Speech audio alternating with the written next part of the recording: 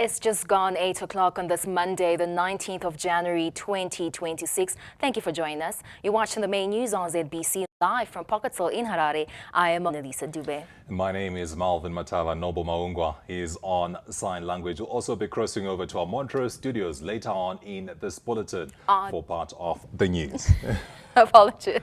Our top stories this evening. 14 innovation hubs and industrial parks to be established under NDS2.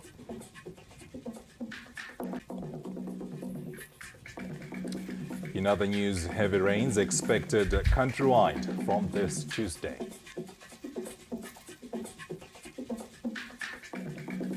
And in business, the Victoria Falls Stock Exchange raises capital to $24.5 million in 2025.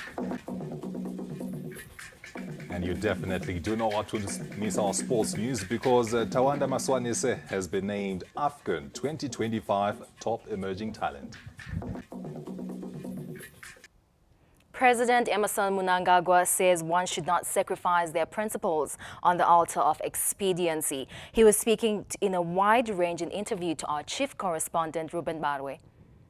On that issue of the struggle, Your Excellency, you kept your word when you were with Stephen Shinawashe, who trains initially at Kembiasin in Ghana, and you met in Lusaka and you made a covenant. Yes, we agreed that in the struggle we're likely to die, but it's a possibility one of us or both may survive. But whoever survives should look after the siblings of the other. And you've kept the faith. Yes, I kept the faith. That's why I looked after Shinawashe, this young man. Up to now, you bought a farm and split it. Yes. Rarely do you see people doing that, really, keeping that faith, that covenant. Well, I kept mine. You were also instrumental, realizing that at the independence you had Renamo starting fighting, ferociously against Mozambique. Yes, yes. And you also played a key part in finding a lasting solution to the Renamo war in Mozambique. Well, I can't say, well, I was just only to the extent that I was an emissary between Mugabe and Zamora Machel. And the Onwana on the Mozambican side was the emissary between the Zamora and the Mugabe. It was Onwana. I would say from Zambican side, Onwana was the emissary. From Zimbabwe side, I was the emissary. So the two of us, Onwana and myself, were the two principal negotiators. And that time when Renamo escalated it, you also dealt with the Kenyans, trying to resolve the Mozambican. Yes, they came in and I think they did their role also. They played their role, but principally it was us who did bring these guys to table. We went to Rome. San Gidio, yeah. When they first went ourselves preparing the ground there with Omwana, and later on the principals came, but we had stayed there for a while preparing ground. The conflict in the Congo, Your Excellency. There was a defense minister, we know, but you actually took the metro. President Mugabe delegated it to you. With Mahachi. Mahachi, I think, was the Minister of Defense. But for some reason, Mugabe was sending me, I didn't know why, but I would do the defense job for Mahachi. Instead of Mahachi going, Mugabe would send me. I don't know why, but that's what happened. Yeah, we know that you were doing it because... Yeah. And until the war ended, you were in the mix. Yeah, I was dealing with the defense issues despite that I was not Minister of Defense, I was Minister of Security. But for some reason, Mugabe felt I should handle the negotiation. The return of the combatants, the return of the leadership, it was again here at Mushandira Pamwe, which hosted them. And the President, Comrade Emmerson Dambudzo Mnangagwa, led that delegation, and he was housed here. He has fond memories of this hotel. It was from here that he arranged the entire arrival of the leadership of ZANU from Mozambique. And just next door there, the Zimbabwe grounds. Over 1 million people came and congregated to listen to the leadership. A way of emotion still evokes what it demanded for this country to be free. 1 million Zimbabweans came to listen to the late former President Mugabe as he addressed the nation for the first time in January 1980. Then in February, Zimbabweans went to the polls and the ZANU won those elections, getting 57 seats out of 80. Ruben Barwes, ZBC News, outside Mushandira Pamwe Hotel in Highfield, Harare. Elsewhere, the National Development Strategy 1, that is the NDS1, laid a sound base for inclusive development, with the government establishing 14 innovation hubs as well as industrial parks, which are now benefiting from utilizing domestic raw materials. That report from Bruce Chawanda. 2 buckets. Is this the product of the University of Zimbabwe Innovation Hub?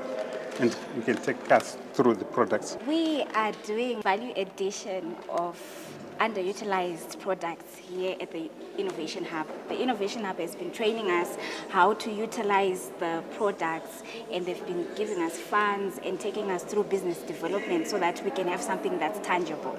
So these products solve a Zimbabwean problem.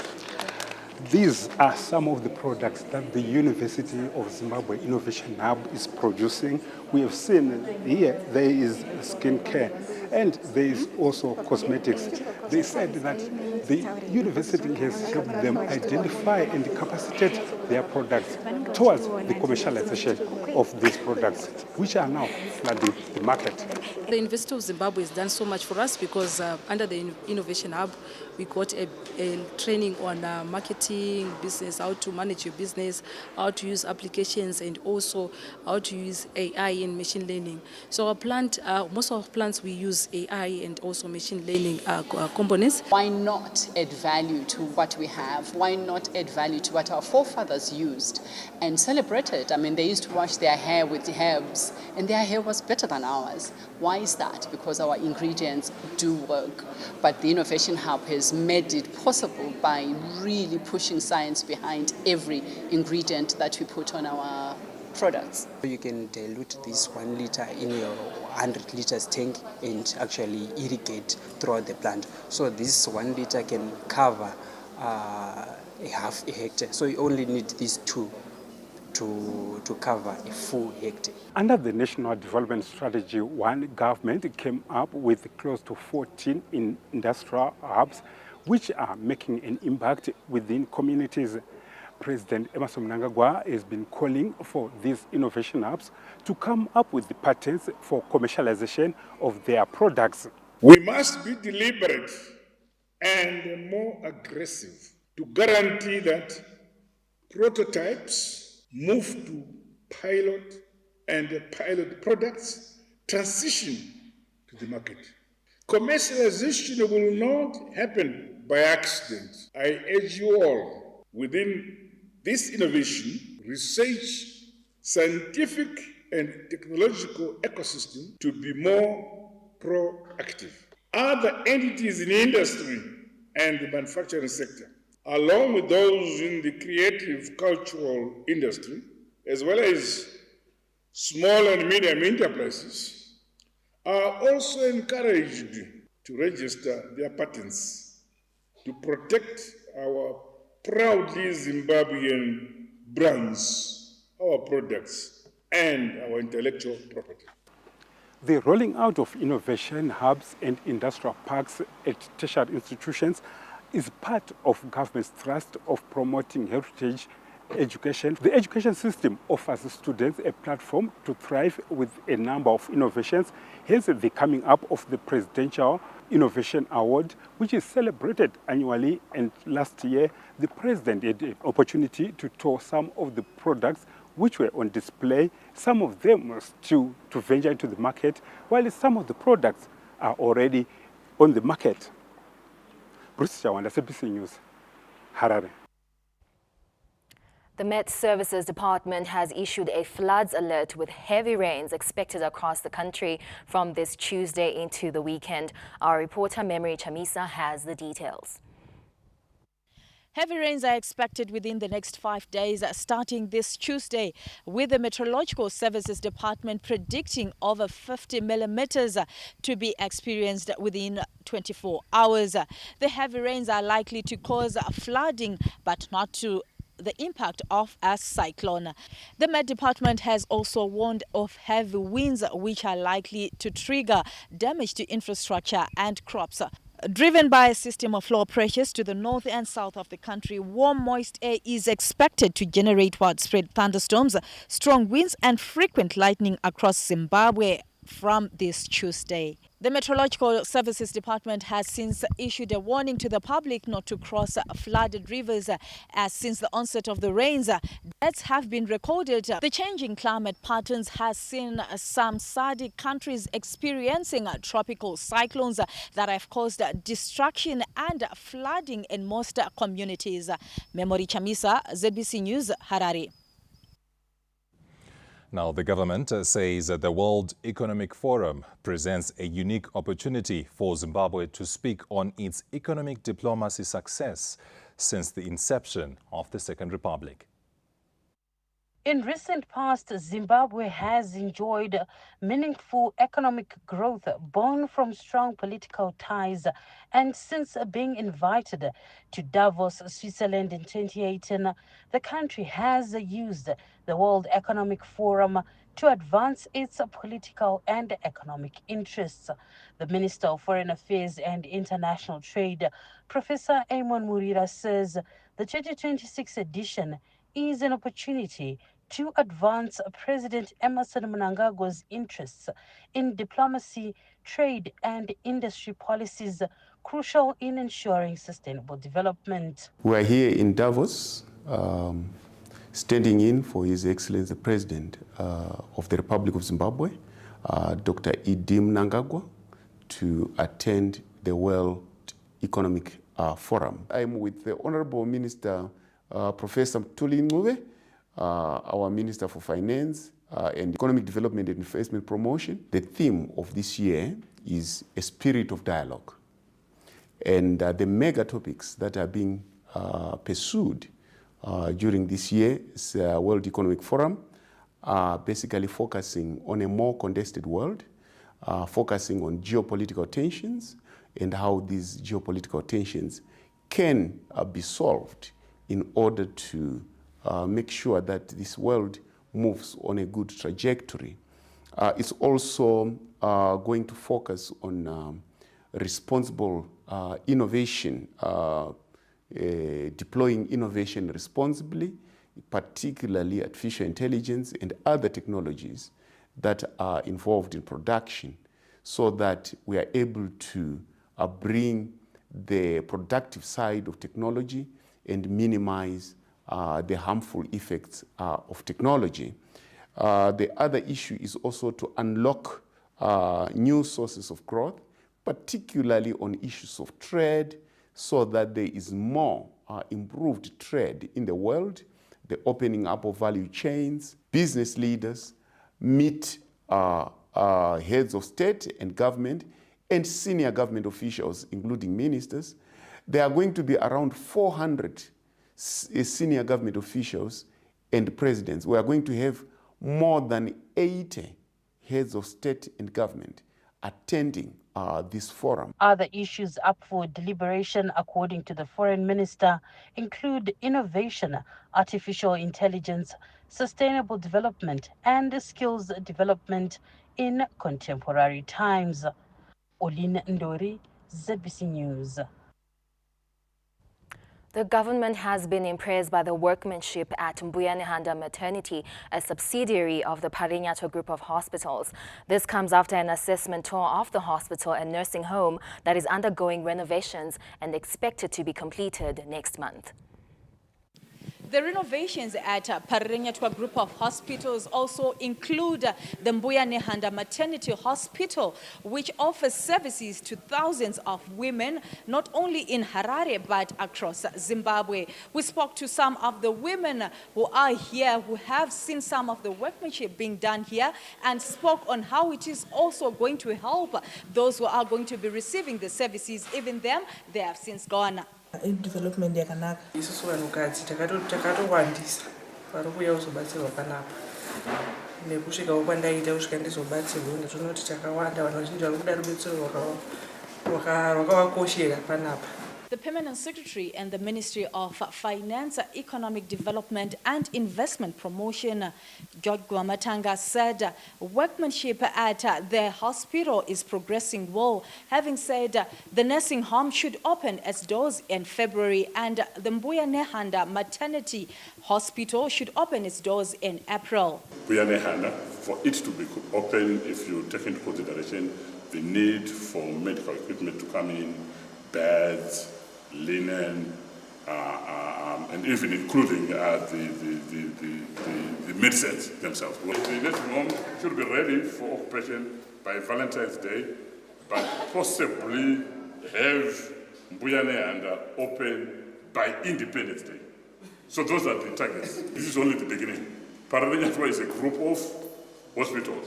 We've just done the nursing school, we've just done the Mbuya Nehanda, we still have the annex, we still have many other departments, we still have the main hospital, but I think this is a very, very, very, very good start.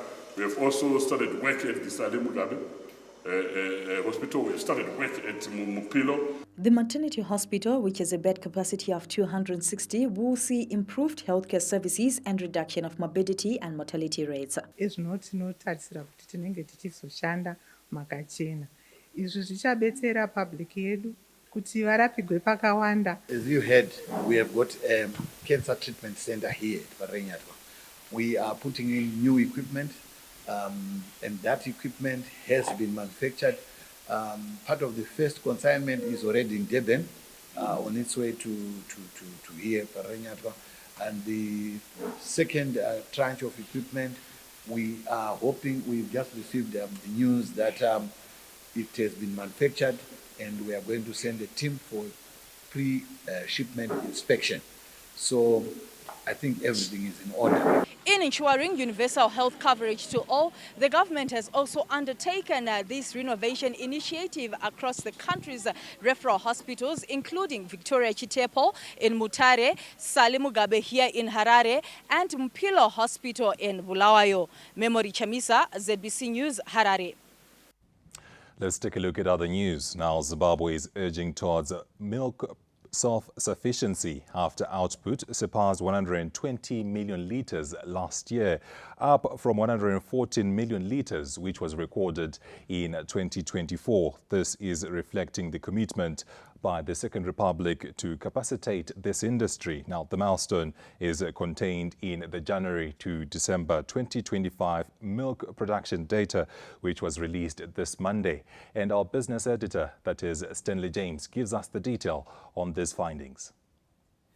The journey towards a milk self-sufficiency is gaining traction as statistics that were released this Monday by the Zimbabwe Association of Dairy Farmers show that the country is on a track to achieve the required 130 million litres on an annual basis. The association is therefore upbeat that interventions by the government, the private sector and development partners will further result in Zimbabwe achieving its intended dairy production targets for 2026. This significant rise brings us closer towards the 131 million litres, which is our national milk demand for commercial milk. It is also important to note that the contribution of non-commercial milk production, primarily produced and consumed at household level, was also estimated at about 7 million litres for 2025. And this brings the total average milk production to about 129 million litres. Despite some challenges, the milk value chain sector in Zimbabwe is riding on some successes. And the Zimbabwe Farmers Union Secretary General, Mr.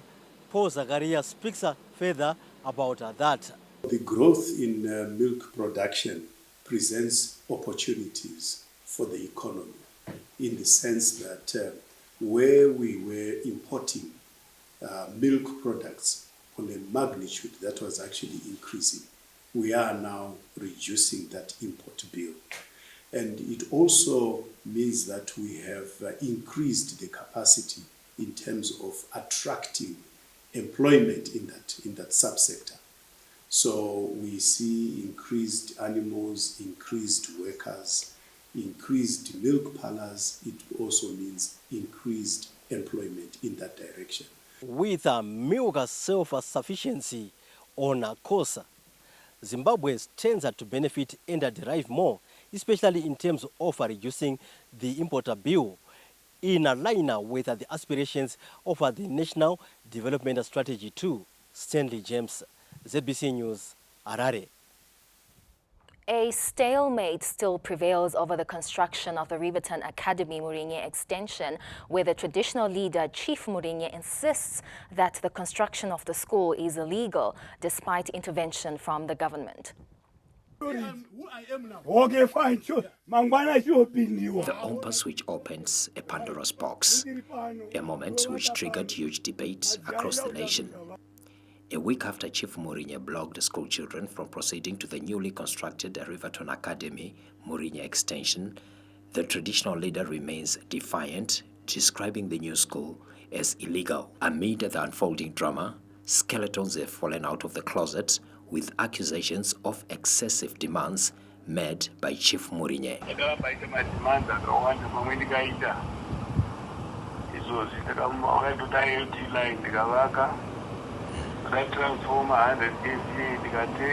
Chief Murinye is, however, singing a different tune, dismissing the claims as baseless. I love development.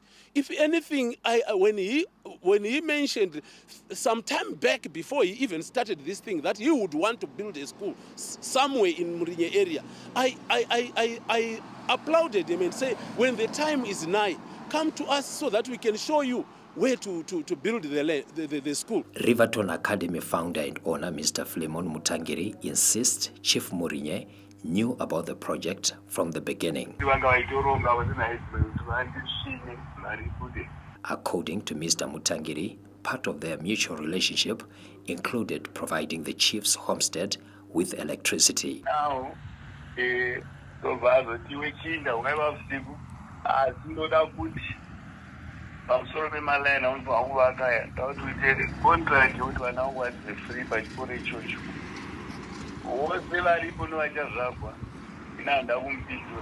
chief admits to this agreement, but says it was done as a sign of goodwill. He sent poles for the wire. He sent enough for the 2 LT lines, and he sent the transformer. But now, because he thinks he can now hide behind that program which he had initiated himself, he wants to sound like I actually went to ask for it from him. No, I didn't. Despite a meeting convened by Masvingo Minister of State for Provincial Affairs and Devolution, Honorable Ezra Chadzamira, tempers still flare over the school project. My argument has been that Daitai Secondary School, which is less than 5 kilometers from this new school. So to say pay $150 is just a way of, discriminating against those children, because technically, because nobody can afford $150 for fees. We asked Mr. Mutangiri about the status of children enrolled at the new school. I think about 30, there should be 30. I've even built some houses for them so that they are in boarding. I've taken over those kids by giving them food and boarding facilities, but they are paying $150. The resolution from the meeting held in Masvingo gave green light for the institution to operate, pending finalization of the registration process. Establishing a private school in Zimbabwe is governed by the Education Act, Chapter 25.04, requiring an application to the Minister of Education, with proof of suitable premises, qualified staff, and financial stability, among other key requirements. The process goes through the Education Registered Regulations administered by the Ministry of Primary and Secondary Education in coordination with local authorities. An update of what's happening in the courts. Suspected serial killer Henimo Zvicha is now facing charges of brutally killing 23 people in Guruve and its surrounding areas. Now, this matter has since been postponed to the 3rd of next month to give the state time to compile his dockets. Multiple murder suspect Henimo Zvicha is now facing the legal consequences of his actions that have left many families grieving and the nation in shock. According to the latest documents, an additional 4 people were allegedly killed by Zvicha, bringing the total number of people killed to 23 and pushing the number of total charges to 17. It also emerged that some of the victims were sexually assaulted in a wave of senseless and brutal attacks. Appearing here before Harare Provincial Magistrate Ms. Ruth Moyo, the state requested more time to merge his dockets, with the court postponing the matter to the 3rd of next month. In the new dockets, Zvicha allegedly approached Charity Chidau, where he force marched her together with her 3-year-old baby to Nyakapupu Mountain. He reportedly tied her on the tree and killed her before he mutilated the body. He then allegedly killed the baby using the same machete and buried him in a shallow pit. He also allegedly met Tariro Gotora, who was herding cattle along Unyan River, when he grabbed Gotora's baby, raped on her back, and threw him in Unyan River before he fatally strangled her and threw her in the same river. He was arrested on the 3rd of this month after weeks of hiding and years of causing terror. Last week, during indications, Zvicha led the police to a site where the body of Charity Chidau was found, with several body parts missing, including the head, both the breasts, palms and feet. He also led the police where the body of a 14-year-old was discovered in a decomposed state. Zvicha was not represented and no one from his family was present. Peter Chivima, ZBC News, Harare. Remember, for these and other stories, you can log on to our website www.zbcnews.co.zw. And you can also contribute to our bulletins by interacting with us via our social media platforms, that is on Facebook, X, as well as YouTube, or under the banner ZBC News Online. And still ahead on the main news in business, Victoria Falls Stock Exchange raises capital to $24.5 million in 2025. We'll also be giving you sport, where Tawanda Maswanise named among AFCON 2025 top emerging talents. The main news takes a short break. Stay with us.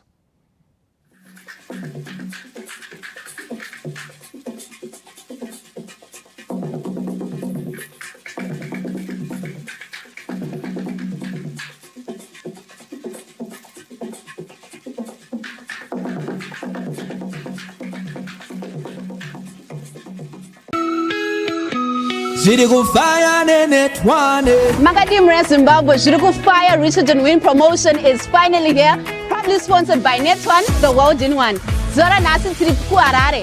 Pano Copacabana, where people are excited. We're going to win amazing prizes, power banks, solar panels, gases. It's amazing. The energy is on fire, and finally we are here. Finally, it's time. Enjoy! Shiriku Fire Net1. Every $10 recharge brings you closer to amazing prizes, including smart TVs, cell phones, and the grand prize solar kit. See Net1 online platforms for details. Feel the fun. Enjoy. See Ajabula. Enjoy. Terms and conditions apply. Net1, the world in one. Hey, iwe bambo wemwana muri kutunzira zvinhu zvakaita zvitsaru zvakadare izvi mashayewo here zvimwe zvinhu zvingobva kumwe kunyika dzakasiyana siyana. Ndipo patiri kutaura kuti kurasa chiri mumaoko ngekuda kuombera. Uyu mutu mugoti idzi basengere aya handiti urikuona kuti ichi ivhu iri remunyika munomu. Munyika masi muno mukacherechedza kuti hapana chatisina miti, zvicherwa, mhuka zvese tinazvo. Tikatarisa kuEastern Highlands uku tine masamba, tikaenda kuHwange tine marasha, tobva taenda kuGreat Zimbabwe, Kariba magetsi angogadziwa ipapo. Toenda pachiadzwa apa tine madiamonds. Saka muri kuona kuti hurumende ichirayira bazi redzidzo remuno muZimbabwe rakaparura dzidzo yakatsamira pazviwanikwa zvaso kuitira kuti tisiyane nekatsika kekuti ifefe munyika muno tingotenga pfungwa dzewena wanhu wari kunze kwenyika. Toda zvinhu made in Zimbabwe. Toda kuti patinosvika muna 2030 tinge tatine pundutso yepakati nepakati. Saka heritage based curriculum idzidzo yekurodza pfungwa, miono, manzwiro zvese nemaoko kuti tikwanise kuseenzesa zviwanikwa izvo tinazvo kuti tiite pundutso yekuti nyika yedu isumukire. Saka masoko andiri kukutaurira aya ari kubva kuMinistry of Primary and Secondary Education Zimbabwe.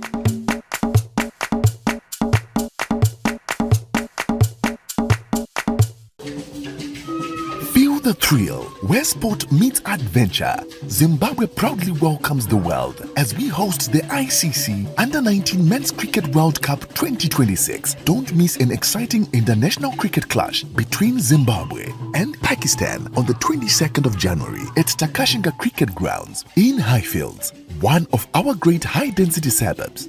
This is more than cricket. It's about taking world-class sport to the community, leaving no one and no place behind. Let's go and enjoy sports and township tourism in Highfields. As supporters, we ask you to come and support us at Takashinga. Zimbabwe 2025, #1 destination in the world, according to Forbes magazine. Zimbabwe, inaka yedu, ilifa letu, our heritage. Experience Zimbabwe. Zimbabwe.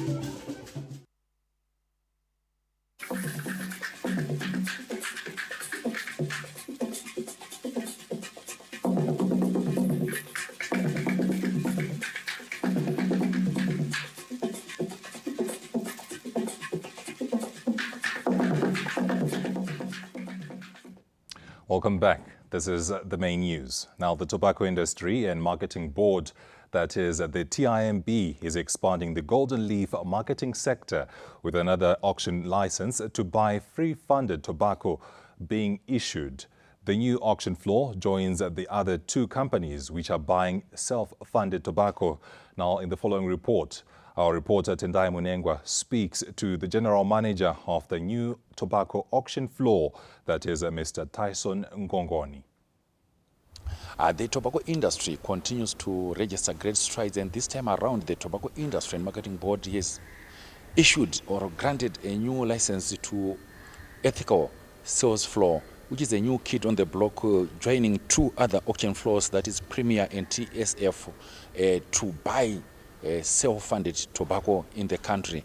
Here we are joined by the General Manager, Mr. Tyson Ngongoni. This floor can accommodate about 7,000 bales per day.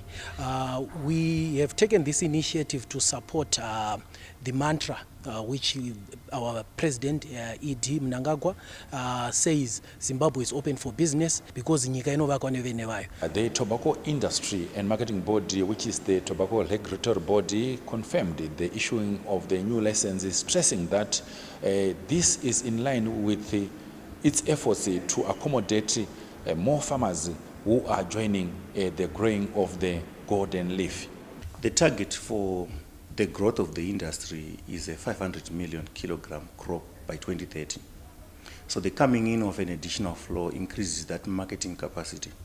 So we want to transform the auction floor space into a digital space, and we also believe this new auction floor will bring in options for our growers. The granting of this new license to Ethical Sales Floor demonstrates a tremendous growth in the tobacco industry, which recorded over 350 million kilograms of the golden leaf last season, and projections are that this year over 400 million kilograms of tobacco we will go under the hammer.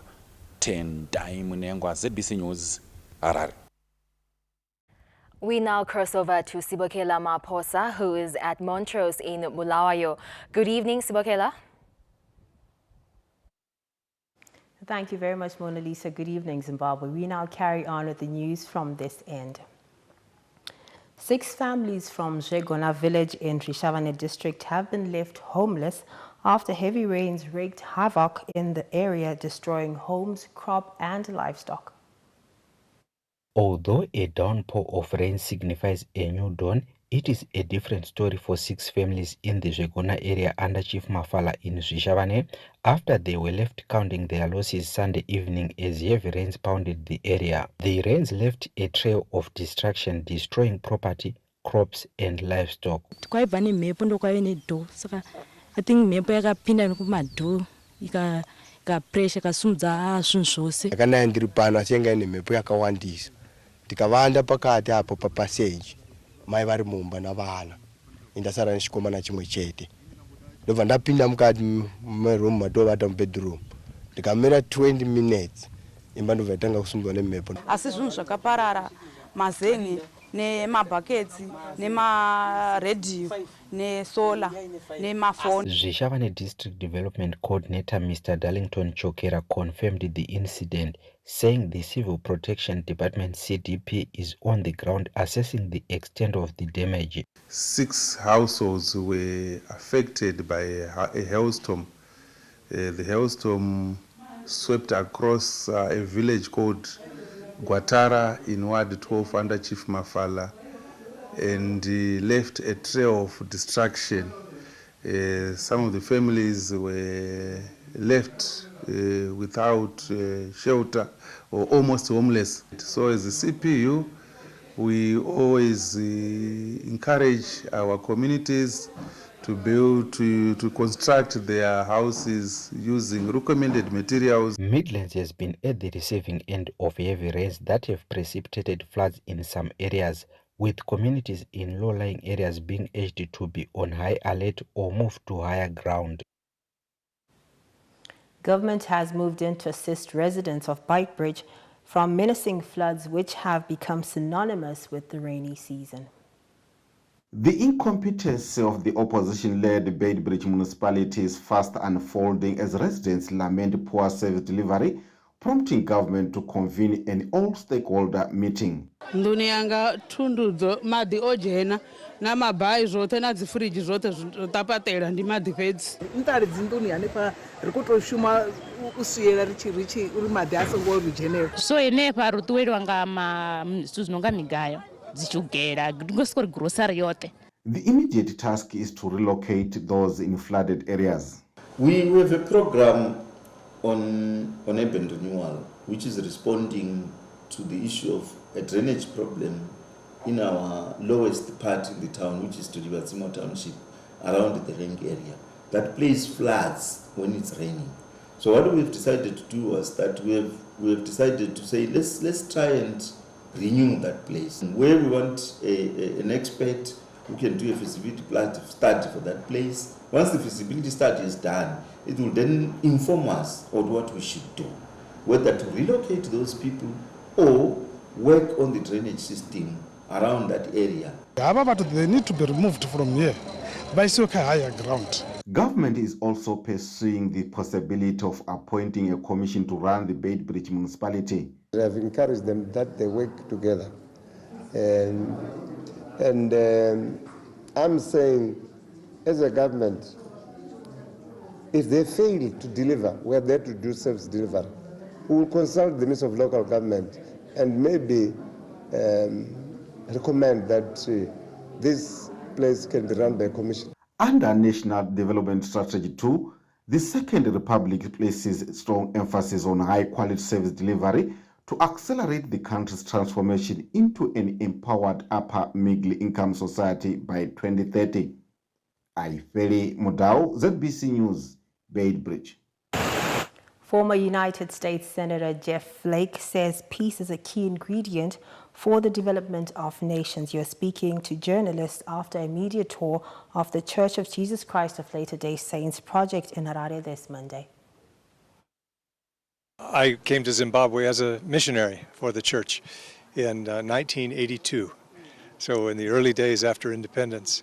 And there were only a couple of hundred members, countrywide, and now there are nearly 50,000. But I thought that I would come and teach, and instead I was taught how to be kind and Christ-like, and I just learned a lot from the people of Zimbabwe. All the bigger changes as members of the church. I was working mostly in Highfields. My companion at that time was Peter Chaya. He spoke Shona, I didn't, and so we taught a lot of people there, and like I said, I learned so much from the people here, and I've never been able to get Zimbabwe out of my system. I've always wanted to come back, and later I served in the United States Congress, in the House and in the Senate, and as a U.S. Senator, I came back with Senate delegations saying, come with me to Zimbabwe, you have to meet the people there. And then I came in 2018 and actually witnessed the elections at that time. And so this is the first time back after 2018. Chiredzi West legislator Darlington Chiwa, who is facing charges of embezzling constituency development funds, has been released on $200 United States bail.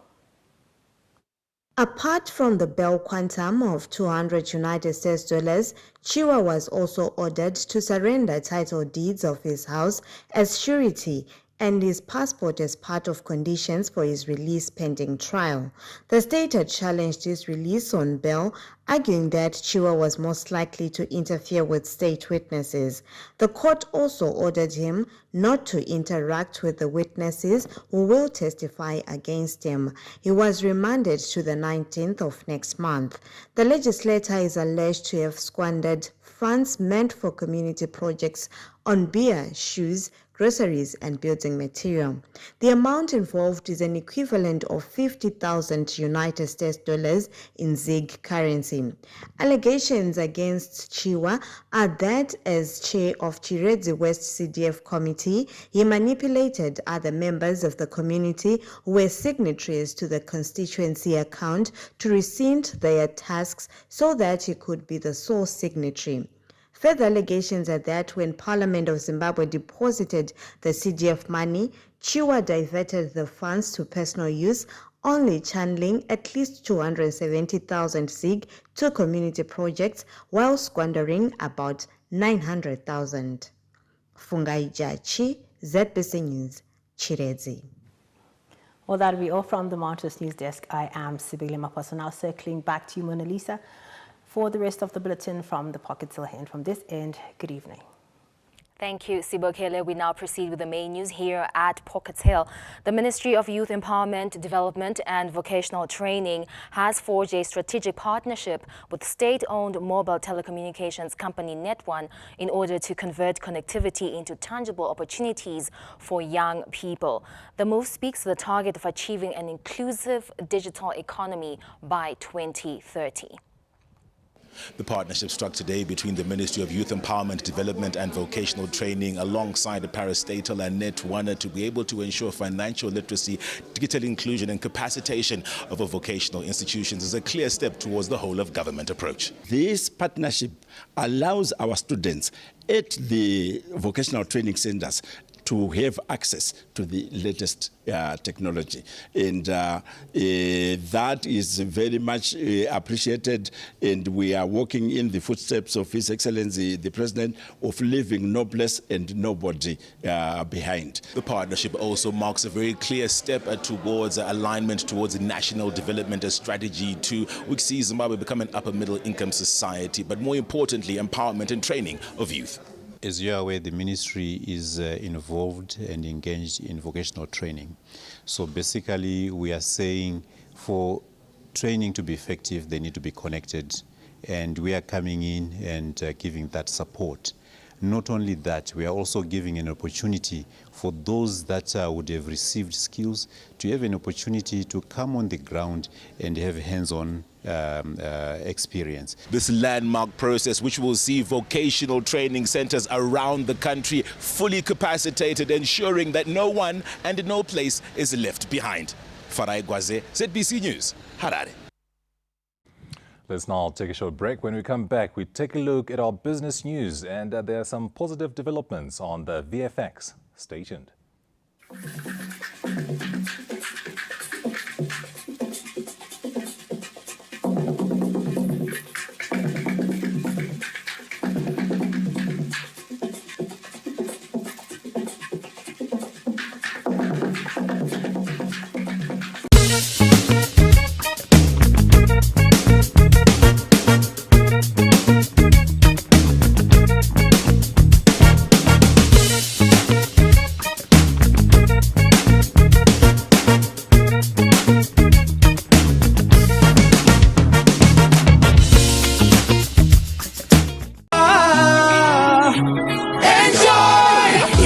Fire Net One. Every $10 recharge brings you closer to amazing prizes, including smart TVs, cell phones, and the grand prize solar kit. See Net One online platforms for details. Feel the vibe. Enjoy. See Enjoy. Terms and conditions apply. Net One, the world in one. We're kicking your year off in all her glory. With more, because we got you. You get it? You know that. We got kicks. We got scores. We got action. We got roars. It's my specialty. We got drama. We got fun. We got more for everyone. With an upgrade on us, just for you. More channels, more shows, more reasons to stay. We got you. DSTV, we got you all the way.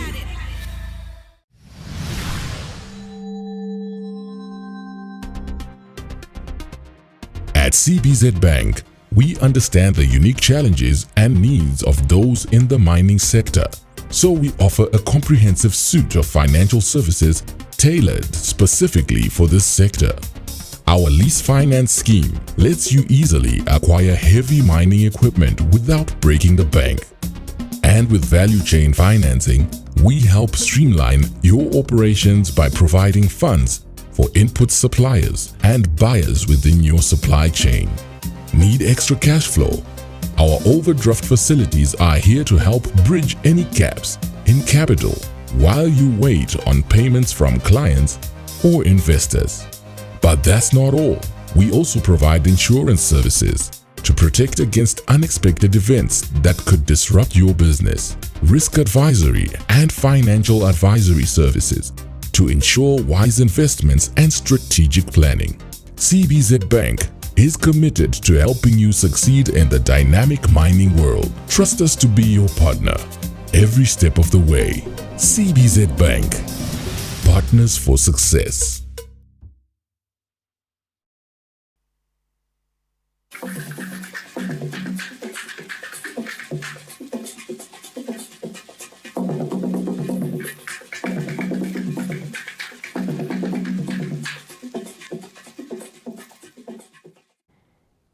Welcome back. Let's now take a look at our business news. The Victoria Falls Stock Exchange, that is the VFX, delivered a strong and a broad-based performance in 2025, reinforcing its position as Zimbabwe's foreign currency denominated exchange.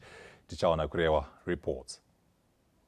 Measured against 2024, the Victoria Falls Stock Exchange, VFX, recorded significant growth across capital mobilization, trading activity, market capitalization, and index performance, underpinned by new listings and increased investor participation. The listings marked an important step in broadening the product offering on the exchange and opening the market to real estate-backed investments and foreign-listed companies denominated in foreign currency. We're glad that in 2025, the Victoria Falls Stock Exchange managed to facilitate $24.5 million in terms of capital raise. This is a big improvement compared to 2024. In 2024, we did $12 million. So that's more than double of what we did. Market turnover recorded one of the strongest performances in 2025. The transactions in 2025 were $110 million, which was almost 100% increase compared to 2024.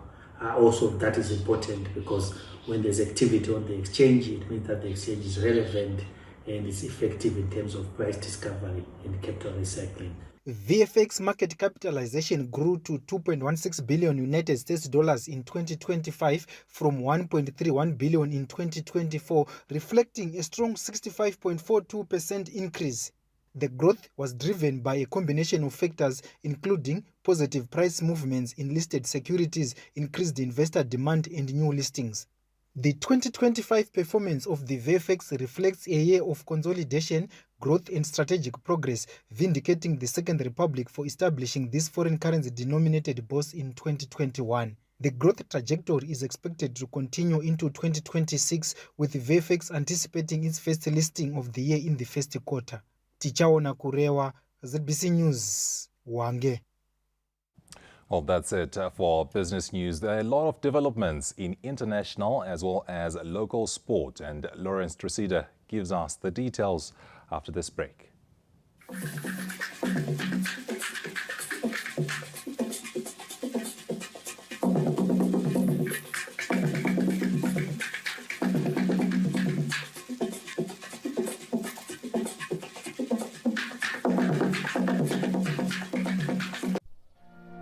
For 80 years, we've stood beside you as you carried tomorrow's promise.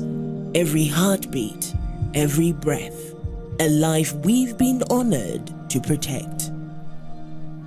For 80 years, you have been our reason to serve.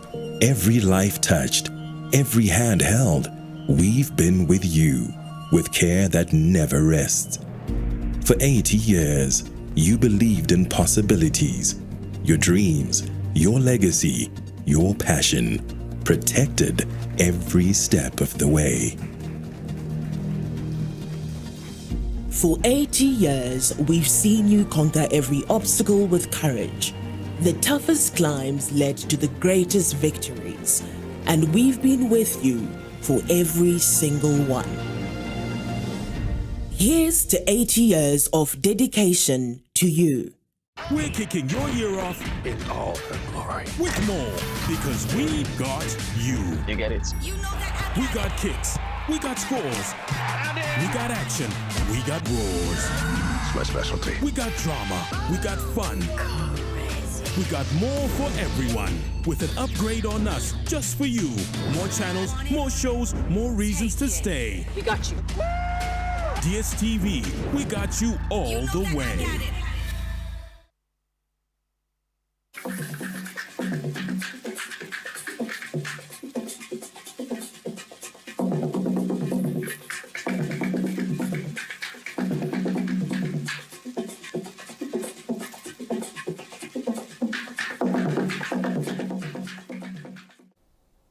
Good evening and thank you so much for joining us on Sports News this evening. My name is Lawrence Trusida.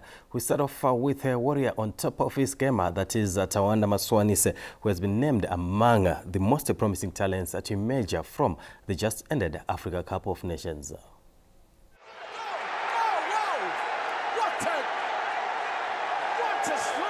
Maswanise, whose magical goal against South Africa attracted global attention and the recognition alongside Cameroon's Christian Kufane and Christ Enao Olai of Cote d'Ivoire. The accolade speaks huge volumes of his talent after making a notable impact despite limited game time at the AFCON finals. The 21-year-old made just one start during the tournament but delivered decisively, scoring against South Africa. He also featured briefly off the bench in Zimbabwe's match against Egypt. Maswanise's inclusion among the tournament's top emerging players underlines the impact of that performance and highlights his growing stature at international level. At club level, Maswanise has been in fine form, scoring 15 league goals for Scotland side Motherwell FC. If only Maswanise had just played more matches at the Africa Cup of Nations. And still talking of AFCON, Senegal have reaffirmed their status as Africa's football powerhouse after winning their second Africa Cup of Nations title in 3 editions. This triumph reflects a deliberate investment, strong leadership, and clear development pathways. Senegal thrust forward. Pop game! Sensational! The AFCON success marks the latest milestone in the rise of the Senegal national football team, whose dominance has been built on structure rather than chance. Central to that progress has been continuity on the technical bench. Head coach Pape Theo is a product of the same system, having previously served as assistant to the legendary Aliou Cissé. Cissé spent 9 years in charge, guiding Senegal to their historic AFCON 2021 title and laying foundations that continue to shape the team today. Continuity has also extended to the playing squad. Several members of the 2021 AFCON winning team remain key figures, including talisman Sadio Mane, captain Kalidou Koulibaly, and goalkeeper Edouard Mendy. Their experience has ensured leadership and belief are passed on to emerging talent. Behind the scenes, Senegal have established clear football pathways linking academies to domestic clubs, national teams, and opportunities abroad. Youth institutions such as Generation Foot, Diambas Institute, and Dakar Soccer Corps combine elite football training with education, ensuring sustainable player development. These pathways have been strengthened through partnerships with France-based clubs. Generation Foot's long-standing link with FC Metz has provided a direct route to Europe. Paris Saint-Germain has also established an academy in Senegal, further raising technical standards. Government support has underpinned the system, with the state working alongside the Football Federation to fund youth programs, national teams, and infrastructure, making football a strategic priority in Senegal. That investment is reflected in facilities such as the Stade Abdoulaye Wade, alongside improved training centers across the country. Senegal's dominance has also been evident beyond the senior men's team. The locally based side won the African Nations Championship in 2022, while the under-17 and under-20 teams claimed continental youth titles, underlining the depth of the system. While the golden generation of Mane, Koulibaly, and Mendy is gradually nearing the end of its cycle, the Teranga Lions have already unveiled a new wave of talent, including Mamadou Sarr, Antoine Mendy, and El Hadji Malik Diouf. From the beautiful game, we move on to the gentlemen's game, where Zimbabwe have a huge task going into the last match of their ICC Under-19 Men's Cricket World Cup after Pakistan secured a crucial 6-wicket victory over Scotland at Takashinga Cricket Club in Harare this Monday. The result complicates the race for the Super 8 in Group C, which includes Zimbabwe. Pakistan registered their first win of the tournament to boost their hopes of making it to the next stage. Chasing 188, Pakistan reached 190 for 4 in 43 overs with the 41 balls to spare, sealing a comfortable 6-wicket win and keeping their qualification hopes firmly alive. The result has, however, piled pressure on Zimbabwe ahead of their last group match. The young Chevrons now face a must-win encounter against Pakistan on Thursday. Zimbabwe need victory against Pakistan with a healthy net run rate to stand any chance of progressing to the Super 6 stage. They will also be helping England get the better of Scotland in the other Group C fixture to keep their qualification hopes alive. Zimbabwe have a point from an abandoned match against Scotland and an 80-wicket loss to England, who topped the group with 4 points. In other matches, Sri Lanka thrashed Ireland by 160 runs after posting 267 for 5 and bowling Ireland out for 161. South Africa delivered a dominant performance, crushing Tanzania by 329 runs after amassing 397 for 5. Action continues this Tuesday, with Bangladesh facing New Zealand at Queen Sports Club in Blayo, while defending champions Australia take on Japan at the Namibia Cricket Ground in Windhoek. Anna Shemrambedzi, ZBC News, Harare. Still with cricket, but moving on to the women's edition, where the Lady Chevrons will be hoping to revive their T20 World Cup qualification campaign when they face Thailand in the second match in Nepal this Tuesday. The Lady Chevrons are under pressure after a 22-run loss to the Netherlands in their opening match of the tournament. Zimbabwe are third in Group B without a point, hence a victory against Thailand as the only option for them to remain in contention for a place in the Super 6 stage. Thailand lead the group with 2 points and arrive in bullish mood, having won 8 of their last 10 matches. Despite the challenge, Zimbabwe draw confidence from their head-to-head record, having won 4 of their previous 9 meetings with opponents. With the qualification for their first ever Women's T20 World Cup still within reach, the Lady Chevrons will be aiming for a disciplined performance to hold Thailand's momentum and to keep their campaign alive. The winners of the global qualifier will proceed to the 2026 Women's T20 World Cup to be held in England. Anashe Mrombedzi, ZBC News, Harare. Moving on to hockey news now, where Zimbabwean giants Hippo and Bulawayo Hockey Clubs are preparing for the Africa Cup for Club Champions set for Harare from the 24th to the 31st of this month. 9 men's clubs and 4 women's teams will converge at St. John's College in Harare for the 36th Africa Cup for Club Champions. Hippo and Bulawayo Hockey Club will represent the country in both the men's and women's categories.